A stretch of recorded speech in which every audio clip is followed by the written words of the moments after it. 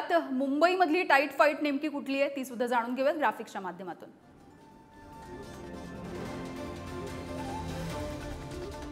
मुंबई उत्तर मध्य या मतदारसंघापासून आपण सुरुवात करतोय। इथल्या टाईट फाईट्स मुंबई उत्तर मध्य म्हणजे यामिनी जसं आपल्याला कल्पना आहे वर्षा गायकवाड त्यांच्या विरोधात उज्ज्वल निकम एकदम वेगळं नाव देण्यात आलं होतं। पूनम महाजन यांचा पत्ता कट झाला होता आणि इथे उज्ज्वल निकम आमच्या या एक्झिट पोल नुसार जिंकताना दिसतायत। टाईट फाईट आहे, जिंकताना दिसत असले तरी टाईट फाईट हा शब्द आम्ही जाणीवपूर्वक वापरलेला आहे, ज्याचा अर्थ असा की फरक खूपच कमी आहे। यामिनी अगदी याविषयी आपण भोईटे सरांकडून सुरुवातीला जाणून घेऊयात। मुंबई उत्तर मध्य या मतदारसंघाविषयी खरं तर वेगवेगळी समीकरणं या लोकसभा निवडणुकीच्या दृष्टीने विचारात घेतली जातात।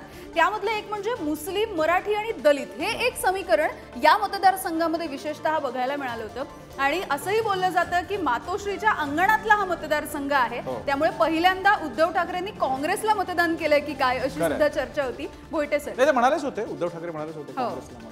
बघूया भोईटेजी, उद्धव ठाकरेंनी तसं जाहीरच केलेलं खरं तर मतदानानंतर आणि टीका सुद्धा झालेली।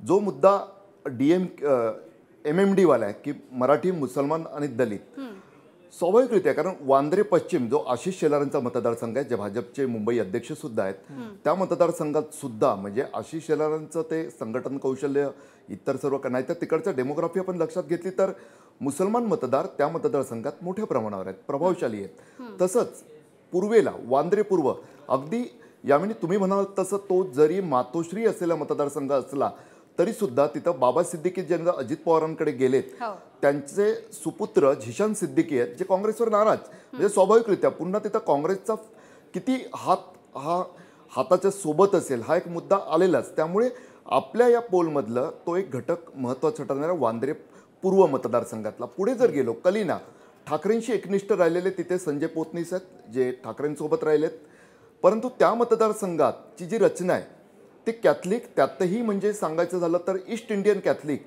जे मराठी आहेत त्यांची गावं आहेत तिकडे, तसंच मराठी मतदार कोकण पट्ट्यातला तिथं मोठ्या प्रमाणावर आहे।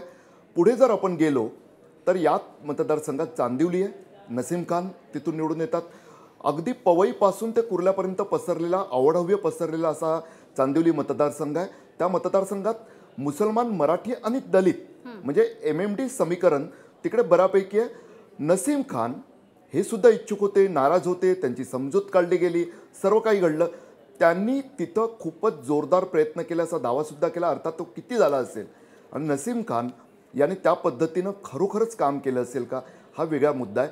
तसंच त्याच मतदारसंघाचा जर आपण विचार केला एकंदरीत तर विले पार्ले जो 100% मराठी नसला तरी गुजराती त्यात येतात मोठ्या संख्येनं, मात्र 70 ते 80% मराठी मतदार असलेला विभाग, परागळवणी भाजपचे आमदार त्यांची बऱ्यापैकी तिथे पकड आहे संपूर्ण मतदारसंघावर आजही आणि भाजपचेच नगरसेवक तिथून निवडून आलेले आहेत।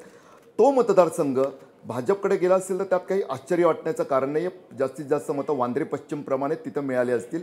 वांद्रे पश्चिमचा मी उल्लेख बाबा सिद्दीकींमुळे सुद्धा करतोय, कारण यावेळी त्यांचंही बळ भाजपच्या उज्ज्वल निकमांमध्ये उभं राहिलं असेल।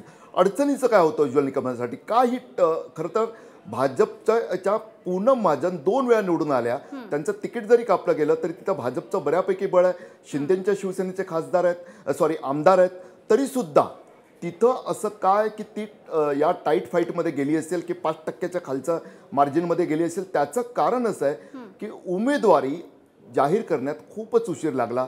उज्ज्वल निकम स्वतः म्हणाले तसं त्यांच्या राजकारणात तिकीट जाहीर झालं तेव्हा जन्म झाला, त्यामुळे ज्या पद्धतीनं तिकडं प्रचारात आघाडी घेतली पाहिजे होती पिछाडीवर असून सुद्धा ती त्या पद्धतीनं निकम यांना घेता आली नाही। स्वाभाविकरित्या ही एक जागा भाजपसाठी अनुकूल असून सुद्धा थोडीशी त्या बाबतीत अगदी टाईट फाईटमध्ये गेली।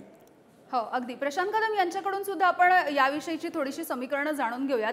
जसं यानुसार दिसतंय की उज्ज्वल निकम हा एक नवा तशा पद्धतीने चेहरा दिलेला होता महायुतीनं, मात्र तो चेहरा त्या चेहऱ्याला पसंती देताना दिसतायत, म्हणजेच जे मुस्लिम, मराठी, दलित यांचं एक वेगळं समीकरण जमवण्याचा प्रयत्न महाविकास आघाडीने केला, तो फॅक्टर फारसा चाललेला नाहीये का, किंवा मग काय नेमकं घडलंय? कारण योगींपासून सगळे या मतदारसंघासाठी प्रचारासाठी उतरलेले आपण बघितले होते। उज्ज्वल निकम यांचा हा जो विजय आहे तो भाजपसाठी 2 अर्थांनी महत्त्वाचा असेल। एकतर एकमेव उमेदवार आहेत की जे भाजपनं मराठी उमेदवार मुंबईमध्ये दिलेले होते आणि दुसरं म्हणजे जर या मतदारसंघामधला मराठी उमेदवार भाजपच्या पाठीशी उभा राहिला तर तो BMC साठी सुद्धा एक खूप मोठा सिग्नल असेल, कारण एकतर जे शिवसेनेच्या संपूर्ण पक्षामध्ये झालेला आहे त्याच्यानंतर हा विजय होणं हा भाजपसाठी एक खूप मोठा दिलासा असेल.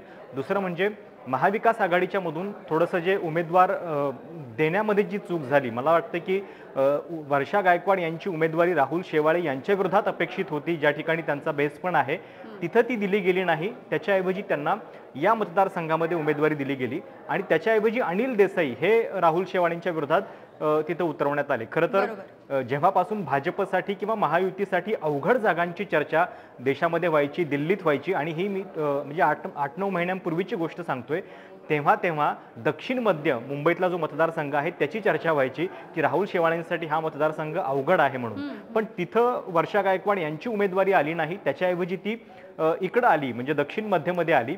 याचं कारण नेमकं काय आहे, अशा पद्धतीनं जागा वाटप का करावं लागलं हे माहिती नाहीये. कदाचित पूनम महाजन आणि ठाकरे यांचे संबंध बऱ्यापैकी आहेत, त्याची पण खूप चर्चा व्हायची. त्याच्यामुळे शिवसेनेला ती सीट जी आहे ती थेट लढायची नव्हती का म्हणजे ठाकरेंना, अशी पण एक चर्चा त्यावेळी आपल्याला ऐकायला मिळालेली आहे. अगदी या सगळ्याविषयी आपल्याला पुन्हा एकदा बोलायचं आहे. विनायक पासलक सर सुद्धा पुन्हा एकदा जोडले.